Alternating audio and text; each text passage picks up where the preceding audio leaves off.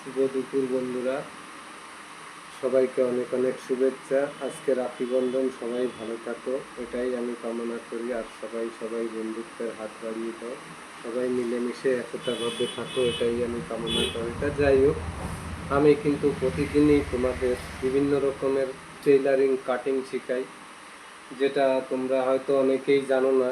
যারা জানো না তারা ফেসবুকে বাবুল বিশ্বাস নামে সার্চ করবে, আমার ভিডিওগুলো দেখতে পারবে। আমি কিন্তু প্রতিদিনই এক এক রকমের আইটেমের কাটিং শেখাই। তা আজকে শেখাবো তোমাদের ব্লাউজ কাটিং। কিভাবে তোমরা ব্লাউজ কাটবে সেটা পুরো ভিডিওটা দেখবে। তোমাদের কিন্তু কোনো মাস্টারের কাছে পয়সা দিয়ে শিখতে হবে না। আমার এই ভিডিওগুলো প্রতিদিন দেখবে, প্রতিনিয়ত সব কাটিং তোমরা একে একে শিখে যাবে। তা আজকে আমি ব্লাউজ কাটিং শেখাবো। তা এখানে যে মাপটা রয়েছে, এটা রয়েছে আপনার 14.5 ঝুল, 41.5 ছাতি, কোমর 34.5, হাতা 10, মোহরি 12.5। তা 10 হাতায় আপনারা যখন কাটবেন তখন এইভাবে ভাঁজ দেবেন। এইভাবে ভাঁজ দিয়ে, 4 ভাঁজের ভাঁজ দিয়ে আপনারা 1 ইঞ্চি, 1 ইঞ্চির উপরে একটা দাগ মারবেন। এইটুকু হেম হবে, দেখতে পাচ্ছেন? দেখতে না পারলে, বুঝতে না পারলে অবশ্যই কমেন্টে জানাবে, কিন্তু নাহলে কিন্তু তোমরা শিখতে পারবে না। তা যাই হোক, এবার হাতার ঝুল আছে 10, আমি 1/2 ইঞ্চি সেলাইয়ের জন্য নেব 10.5, 10.5-এ দাগ দেব। আর বগলের সোজা 3.5 ইঞ্চিতে একটা দাগ দিয়ে, এবার মহড়া আছে আমার এখানে 18.5 থাকলে তোমরা 8 ইঞ্চির থেকে 1 সুতো কমে একটা দাগ দেবে, এটা হবে মহড়া।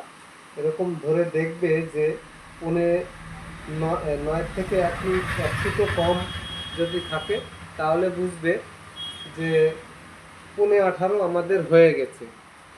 তাই এই দাগ দিয়ে, এবার মোহরি আছে 12.5 থাকলে তাহলে এখানে 6.25-তে দাগ দেবে, তাহলে 12.5 হয়ে যাবে। এবার এই দাগ মারবে, মেরে এখানে সোজা দাগ মারবে। আর এখান থেকে একটা চোখের আইডিয়া করে এই দাগ মেরে এবার কাটবে।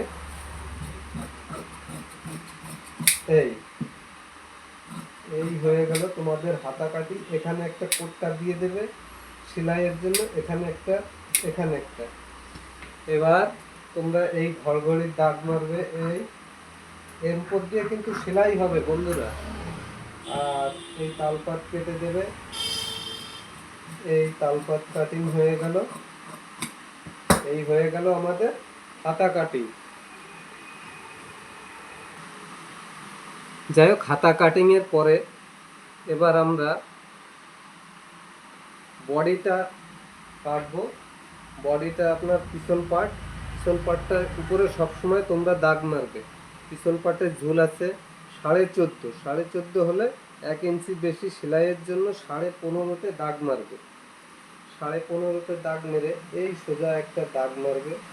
এবার যদি ডিপ গলা হয়, খুব ডিপ গলা যদি হয়, খুব যাই থাকুক তোমাদের দেখে কাজ নেই, তোমরা 5.5-তে একটা দাগ মারবে পুটের।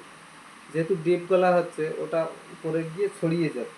5.5-তে পুটের দাগ। এবার বগলের দাগ নেবে 5.5। এবার ছাতি কত আছে? 41.5, তাহলে 10.5-এর থেকে 1 সুতো কম এই দাগ মারলে। আর কোমর আছে 34.5, তাহলে 8.5-এর থেকে 1 সুতো বেশি দাগ মারবে। টেকেনের জন্য 1 ইঞ্চি সেলাই, এই দাগ মারবে। এখানে এই দাগ মারবে, এই কোনাকুনি স্কেল ধরে একটা দাগ মারবে। আর এখানে গলাটা তুমি কাটবে, যেহেতু এটা 41.5 ছাতি, সেহেতু তুমি 2.5-এর থেকে 1 সুতো কম এইখানে গলাটা কাটবে। এবার কাঁধি যাতে পড়ে না যায় তার জন্য একটু হালকা ঢাল রাখবে গলার দিকটা। এবার সামনের গলা আছে 17.5, তাহলে 7 ইঞ্চি 2 সুতো দাগ মারলাম। আর স্কার্টের যে কাটিংটা হবে, ওখানে আমি 4.5 দাগ মারব, 4.5 দাগ মেরে নিলাম। আর শেপ আছে তোমার 9.5 13, তাহলে 9.5 যদি থাকে তাহলে 9.5 এখানে আর সেলাইয়ের জন্য নিতে হবে না, যেহেতু বাটিটা ওরের থাকে সেহেতু বেড়ে এমনিই যাবে 1/2 ইঞ্চি। তাই জন্য যা শেপ আছে সেটাতেই দাগ মারবে। আর টেকেন পিস, যখন টেকেন পিসের জন্য তুমি এখানে নিয়ে নেবে 2.25 ইঞ্চি, 2.25 ইঞ্চিতে উপরে একটা নিচে একটা দাগ মারবে 2.25 ইঞ্চিতে। এবার এই সোজা দাগ মারবে, এই এই এই এখানে গলার দাগ, এই গলা। আর এখানে স্পার্টটা এখান থেকে মিলাবে যেখানে, সেখানে যেহেতু শেপ কম ছাতি বেশি, সেখানে আমি 6.5 একটা দাগ মেরে নিলাম। এবার এখান থেকে এই মিলাবো, আবার এখান থেকে এসে এখানে বাটির দাগ মিলাবো। এখানে বাটি করব আমরা 8,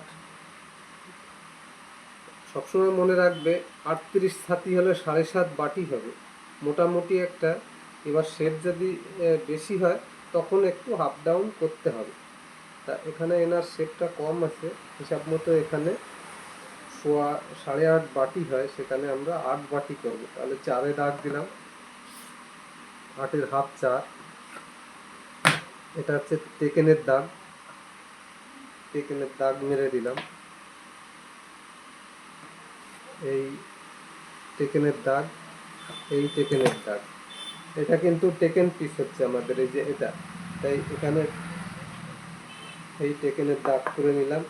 এটা হচ্ছে আমাদের কটন পাট এবং বাটি একই সঙ্গে হয়ে যাচ্ছে। তা আমাদের 8 ইঞ্চি বাটি করতে হবে। 8 ইঞ্চি বাটি যদি হয় 1/2 ইঞ্চি বেশি রাখতে হবে, যেহেতু পরে ছাটাছাটি করতে হয়। তা এখানে 8 ইঞ্চি যা 8.5ই আছে, দেখো 8.5ই রয়েছে, তাই এটা পুরো পারফেক্ট আছে। আর এই গোল গলার সামনে গোল গলার দাগ দিয়ে নিলাম, এই মহড়া, এই মহড়ার দাগটা দিয়ে নিলাম। মহড়া রয়েছে আমাদের 15.5, তাহলে যদি না হয় তাহলে আমাদের আরেকটু নামাতে, এখানে 17.5 হয়েছে আর 2 সুত নামবে, মেপে দেখে নিলাম, 2 সুত নামিয়ে দিলাম। এবার তাতেও হয়নি, আর একটু নামাতে হবে, এই এবার হয়েছে। তা এই হচ্ছে আমাদের ড্রয়িং হয়ে গেল। বন্ধুরা, একদিনে পুরোটা যদি দেখাই তাহলে কিন্তু তোমরা কিছুই বুঝবে না। অতএব আজকে শুধু তোমাদের ড্রয়িংটা দেখিয়ে দিলাম। তোমরা নেক্সট ভিডিওয়ে কালকে তোমাদের কিভাবে কাটবো সেসব দেখাবো।